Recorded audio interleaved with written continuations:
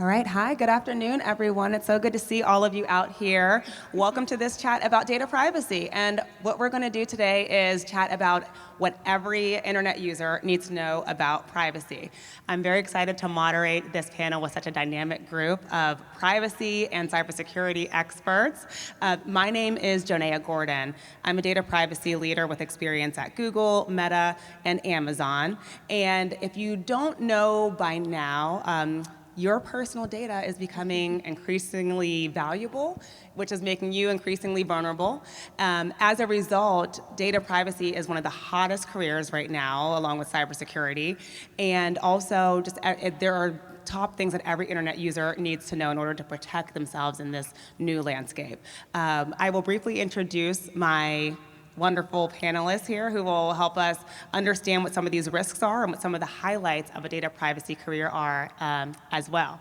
I'll start off with Rachel Cash, who is a visionary and is the founder and CEO of Elroi AI. Yes, thank you, Yes. and good afternoon. Yes, thanks for being here, Rachel. Thank you. And next we have Jeree Spicer, who is a senior cybersecurity engineer with Ally and is also pursuing a doctorate degree in cybersecurity as well. Hey, everybody. And last but not least, we have Courtney Hayes, who is my colleague over at Amazon. She is a senior cybersecurity program owner with AWS specifically, and she also leads our magnificent Black employee network within the Amazon organization. So thank you all for being here. Thank you for having me. I'm excited. Yes. All right, let's dive in. I want to kick it off with a question for each of you, and just a broad question. I'd love to get your elevator pitch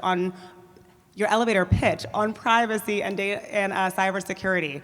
What do you think makes it such an amazing career, and why do you think it's such a big risk and big priority for corporations right now? Yes, I'll go.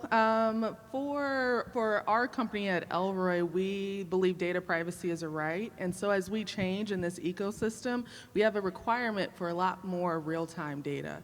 And so our data ecosystem is changing and evolving. We see the growth of AI. We have more privacy regulations that are coming out, more than 160. We just had a new proposal for a federal privacy regulation. And so there's a lot of impact in the space, which is rightly so. We've seen people wanting ownership of their digital assets, so NFTs, Bitcoin. We've seen this trend happening, and so companies are keeping up and making sure that they're protecting their consumers, and consumers are getting more savvy. So yeah, they are. Lots of movement. I think I would say just in general, everybody is a customer in the room. So I like to say protect your information like you protect your money. So we don't want to lose our money, and that means you don't want to lose your information either. And me working in the banking industry is super important because think about when you're setting up, your payroll, when you're monitoring your business. Let's say you get a loan for a house, such as a mortgage, or you have all that personal information, even if you have a credit card. I work for Ally, and we're an online bank, so all of these different entities that we have to make sure that as technology continues to evolve, we have to put these necessary compensating controls, which are preventative measures, because it's not about if you're going to be hacked, it's when you're going to be hacked. Right. So that's what I would say. I think from another perspective, data privacy is important to consumers and corporations for a few reasons. For one, how it directly impacts customer trust, how it impacts compliance requirements, and how it also impacts companies like brand reputation and things like that, right? Customers want to be ensured that their data is being handled responsibly and securely, right? So as corporations, we do have to ensure that we are putting forth ethical and transparent practices, and really understanding that once trust is broken, it does impact bottom line. Like, customers are no longer going to want to do business with you, right? And then it starts to impact things like retention. We want to ensure that we're retaining customers, so ensuring that the customer trust is there, and then also ensuring that we are reducing attrition. So I think that just ensuring that we have the proper either compliance requirements that are being shared across the org that people understand. And then making sure that when we think about internal teams and our builders, ensuring that they have the knowledge, that they understand the requirements for handling data securely, and then more importantly, we give them the mechanisms to do that successfully. So. Right, yeah, those are all really good points. And the other dimension that makes this such a dynamic career choice and such a difficult job for us day in and day out is the introduction of AI, obviously, and we won't go deep into that, but the number one concern of AI engineers and product owners is privacy and security. And so although privacy is already in strong demand as a career choice, that's only going to increase, over the next 10 years, I think. So, great. Rachel, my next question is for you. So as the founder of an AI company, I would love to get your perspective on what some of the top privacy concerns are in your space and what your company is doing to address some of those concerns. Yeah, that's a really good question. So for our company, we have a couple of emerging technologies, so we leverage AI. So one of the things in our data models that we build, or in our LLMs, right now, when we get our consumer data, we can't delete it without getting rid of our model. And so we've been very focused on getting explicit consent from our consumers or anonymizing that data, meaning you don't know Rachel Cash is in those systems. So when we onboard, so we're a marketplace, we onboard both consumers and companies to our marketplace, we get it explicit consent for the data type down to, will you allow us to build models off of where you live, your age, geolocation, and then we build education success models and health opportunity models. Two, we also leverage blockchain, which is another technology that all of our companies are using currently. And when you think of a ledger, so an ongoing list, and we make records in that ledger, you can't delete that data. So another really important element for us is making sure that we know where personal information is and where we're storing it and what we keep out of different systems. So it's really important for us, again, implicit consent. I really stress that each one of you read your terms of conditions, opt out of sharing your data with the companies, and really making sure that companies are being secure with your data. So looking out for those letters if you have a cybersecurity risk. But that's what we do at Elroi to make sure we're compliant. Great, yeah, thanks for mentioning that, because there's a lot of questions around the ethics around AI models for that reason, and in terms of something that every internet user needs to know, it's about whether your activity on the internet right now is being used to power AI models, and what some of the choices are that you can make to either say, yes, I opt into that, or no, I don't want that to happen. And it sounds like that's something that your company is ahead of the curve on, which is fantastic. Thank you so much, Rachel. Yep, no problem. And my next question is for you, Jeree. You are so accomplished in the cybersecurity space, and I know you also lead tons of workshops all the time. And so what are some practical steps that everyday users can take to protect their privacy and their cybersecurity risks? So again, you want to protect your information like you protect your money. Just think, like, everybody cares about their money, right? The number one thing that I see is weak passwords, and it's because you can't remember all of those passwords. You don't want to have different passwords. You want to just be able to have one-stop shop, like, hey, this password gets into everything. It's easier for me to remember. But that's like the quickest way for you to be compromised. I mean, think about, prior to me getting into the cybersecurity industry, all my passwords was something about my dog, my last name with some numbers, my birthday, and all of that. But when I transitioned into the cybersecurity industry, it took me like 2-3 weeks to change everything, get a password manager, rotating it. I try to rotate my stuff like every 8 to 10 weeks. I'm not saying that everybody has to do that, but I care about my information. So anytime, that's number one. Also, investing in antivirus for your computer. Think about how many people have side hustles, or if you're working on, obviously corporations already protect you, but with your personal devices, do you have antivirus on there?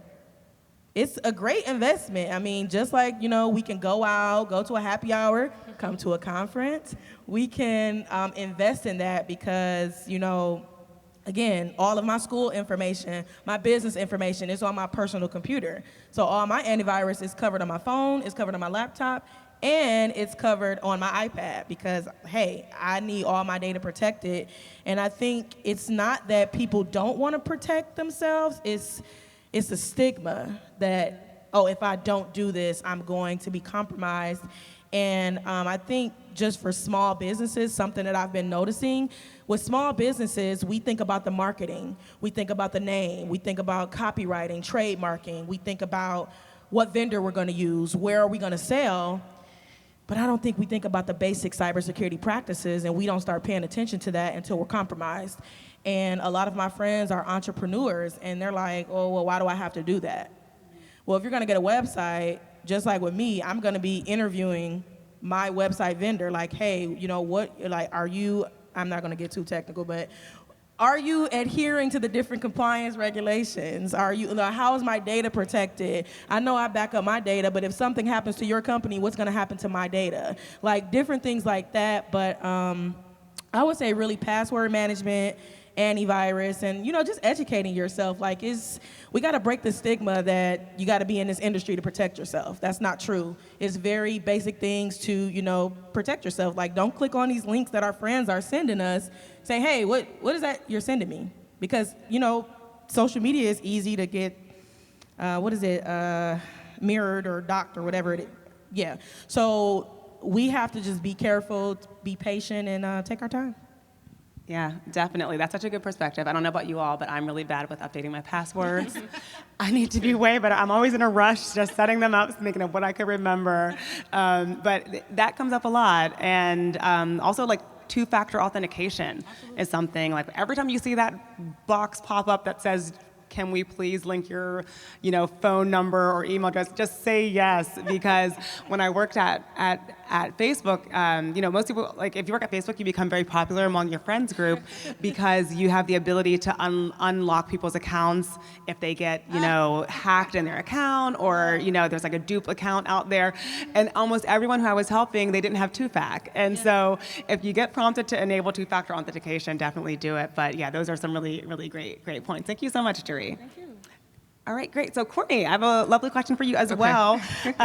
Working at AWS, you are on a team that secures the largest cloud computing system in the entire world. And so what are some of the emerging trends and technologies that you're seeing in data privacy and cybersecurity right now that you think will shape the future? Okay, that's a good question. I'm gonna put on my engineering hat for a little bit of this conversation. Okay, so some of the emerging trends, like technologies that's really driving cybersecurity and data privacy, I think it's going to be surrounded around enhancements to data monitoring and also data classification. Those things are important because the way that a lot of organizations classify data is based off of business impact, sensitivity, and compliance requirements. And then what we do is we assign a data classification level.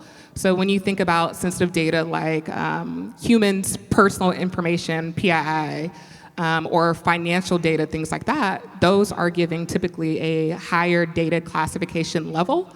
And it directly ties typically to the type of security controls that should be assigned to it, which is really, really important.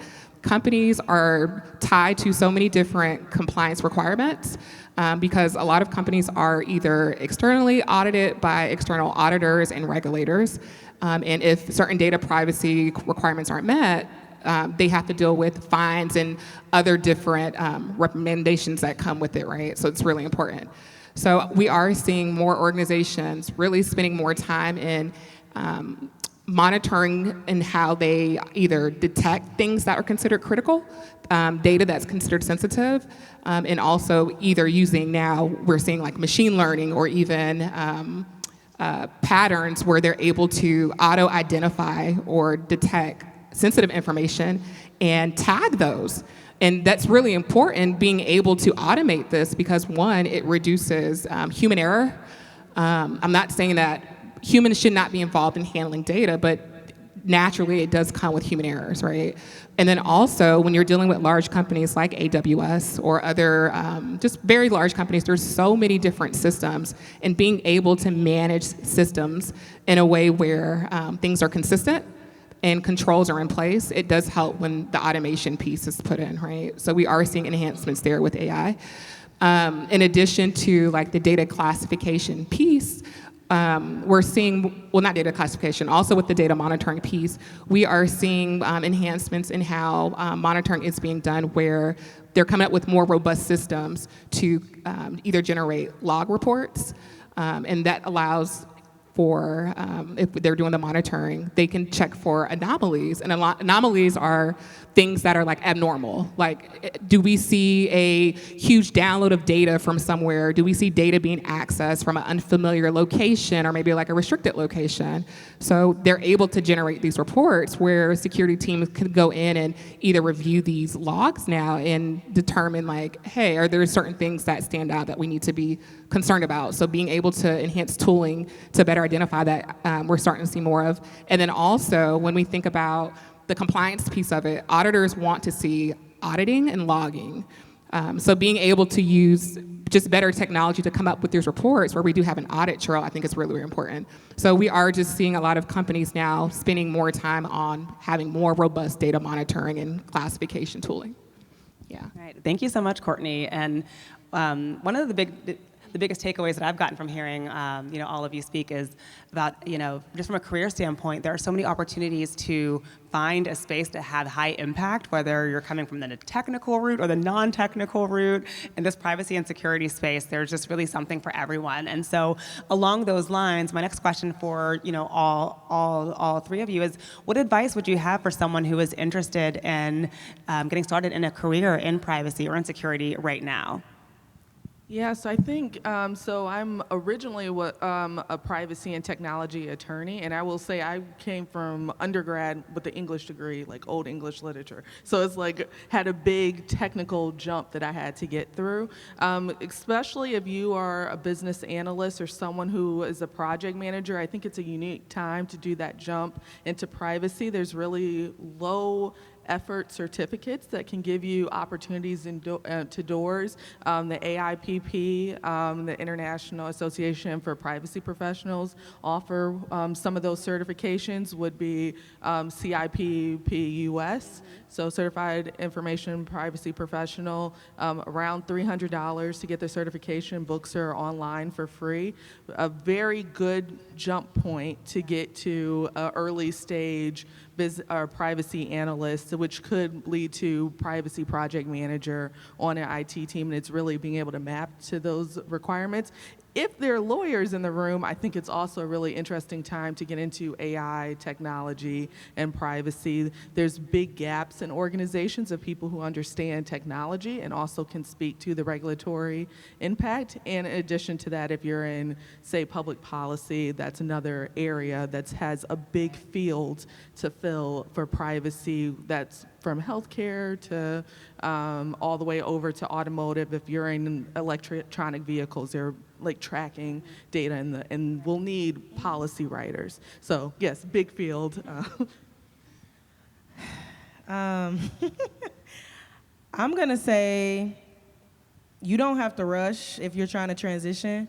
I think, especially from a cybersecurity perspective, we're underrepresented, so there is room for everybody, but my journey, versus Courtney's journey is completely different, but we're both working in the field. I mean, I think like this whole, I have to be super technical to get into cybersecurity.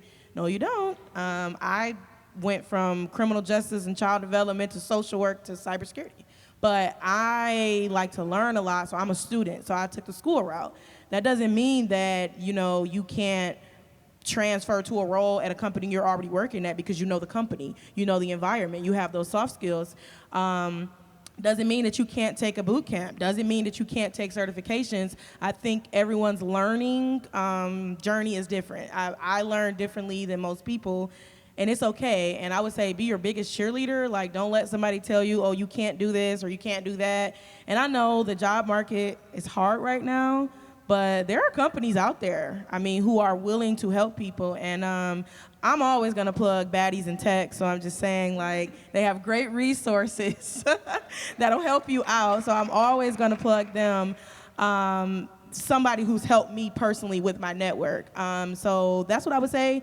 And get on LinkedIn. Like, connect with people. When you come to these conferences, like, don't let those connections fail. You may be sitting next to your next boss. You may be connecting with someone who knows someone that wants to hire you, or they may have openings at their company, or they may be, you know, like Rachel, she's a founder. Hey, I may be looking for somebody and I can help you, or hey, can give you an internship, right? So just keep that in mind and really focus on those soft skills, because me transitioning from law mindset to technology, I can communicate really well. I have to, you know, I've probably worked in every industry you can think of ever since I was 14, but customer service, you know, you're gonna have to talk to your colleagues. You're gonna have to work with some people you may not wanna work with. That's conflict resolution. You're gonna have to be a team player. It's not always me, I. It takes a team to do everything.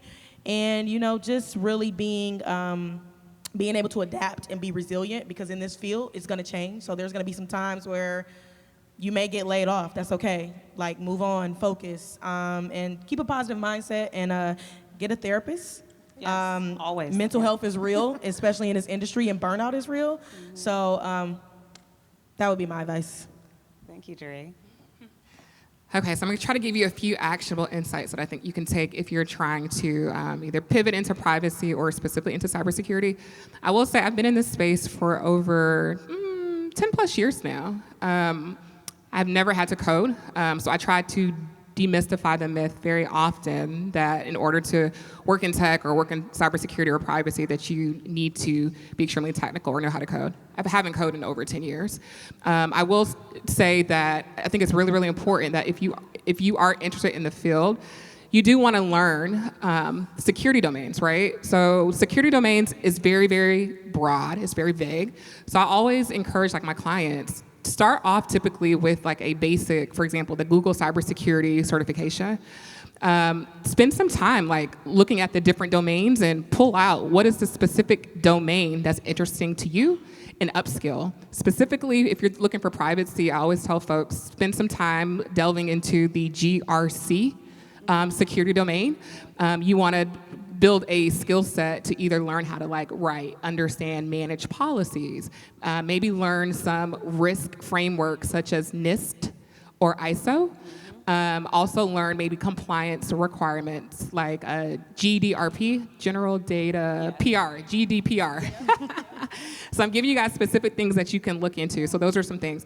I think certifications are great. I had a very peculiar journey into cybersecurity. I have an undergrad in business. I have my MBA in business.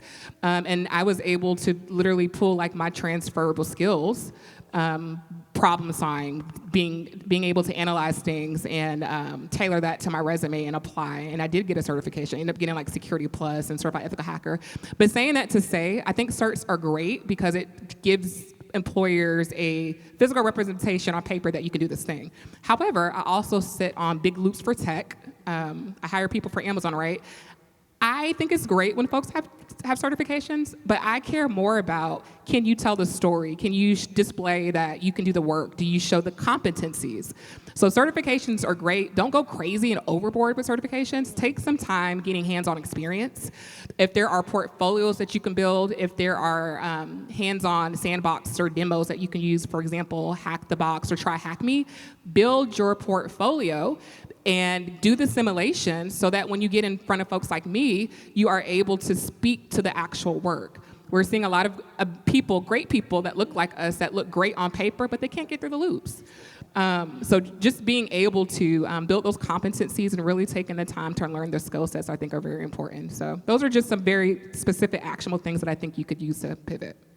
Yes, I love all of those, and I hope that you all were taking notes on them because everyone gave such good actionable tips. And I'll say that when I transitioned into this field, you know, I also have a legal background. I was a litigation attorney, and then I was a legal recruiter after I got burnt out from litigating. And I said, what am I going to do next? And one of the tips that a mentor told me was to try to enter the field in the consulting space. You know, all of the big and small consulting firms right now are looking for cybersecurity and privacy consultants, and it's a really great space to have someone pay for your certifications, which is great, but also you get to learn a lot in that kind of environment where you're not going to, if you're entering a consulting company, you're not typically going to be thrown onto a big account on your own. You're always going to have someone above you guiding you every step of the way.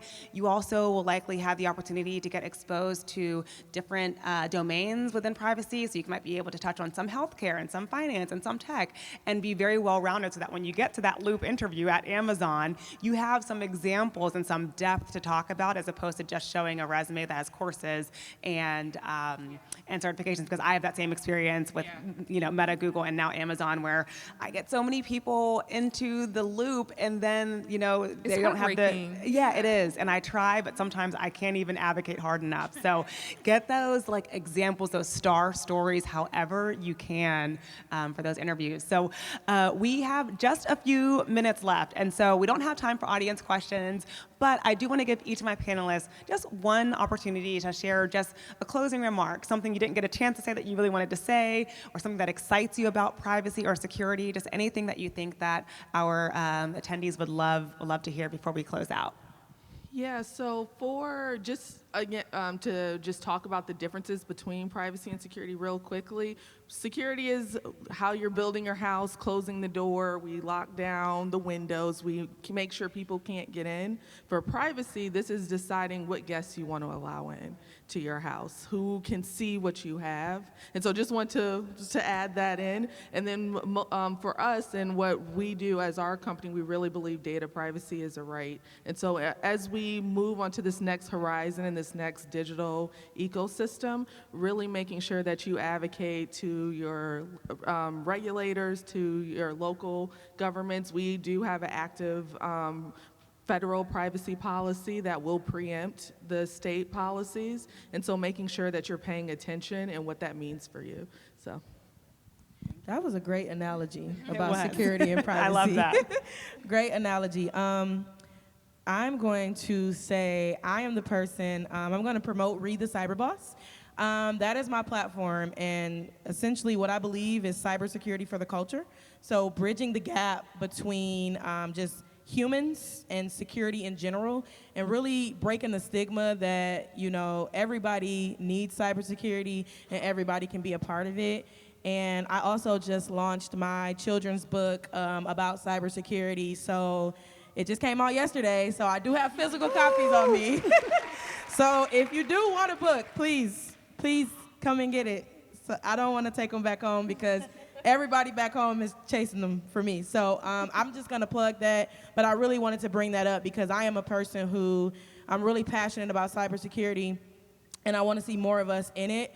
And I want the younger generation to grow up and say, hey, I can do that, because when I was growing up, it was doctor, nurse, lawyer. You didn't hear anything else. So I want the younger generation to say, hey, I can do that.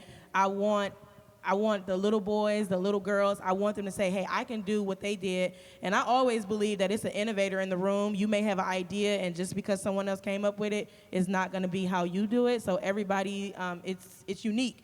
And, I just love us, and I want us to grow more in this industry. So, I love that. Thank you, Jeree. Okay, and to close this out, I would say be bold, bet on yourself. You don't have to, if you're genuinely passionate or interested in pursuing cybersecurity or privacy or just tech, you do not need a technical degree or background, so do not let that be the thing that deters you. Be bold. Data and statistics show that people of color, specifically Black women, will see a job posting, not meet one qualification, and they just won't apply. And our counterparts data shows that white men will only meet one of the requisitions of the criteria, and they will apply. So I was saying that to say, don't count yourself out. There are a lot of, you'll be surprised, transferable skills that you can pull out, that you can be able to highlight on your resume. So I would say just be bold, bet on yourself, take the time. It's going to be like a continuous learning space security is always changing, evolving. Technology is always changing and evolving. So if you're someone that is just very curious and intellectually curious and wants to just learn new things, this is definitely a space for you. But it definitely is disheartening when you have folks that feel like it's not attainable because they don't see a lot of people that look like them because representation is so low, and they feel like because they didn't spend years getting a bachelor's degree in cybersecurity that they can't do it. So I'm trying to debunk that myth that is absolutely not true. A lot of us do come from non-traditional backgrounds, so I hope today gives you a physical manifestation of people that look like you, that have gone the non-traditional route, that don't code, and are thriving in the security space. So please be bold. That's what I will leave you with. Thank you all so much, and thank you for attending this panel. I learned a lot from you all today as a moderator, and I guess if I could hop in on that, one final thought that I would add is that there are still seats at the table. It's not too late. I do a lot of career strategy coaching, and some people always say they feel behind, and then they're rushing to get to the next phase, and you didn't miss a train. There are seats at the table, and not only that, but the world is spinning so fast right now that the top 10 jobs in 10 years don't even exist yet. So there are seats at the current table. There are tables that haven't been even created yet. So if you're thinking about this as a career journey or anything in tech, just please trust yourself to be able to do it. And you have a lot of mentors here, just everywhere who will help you. So thank you all so much. And thank you for so many great tips today. Thank you.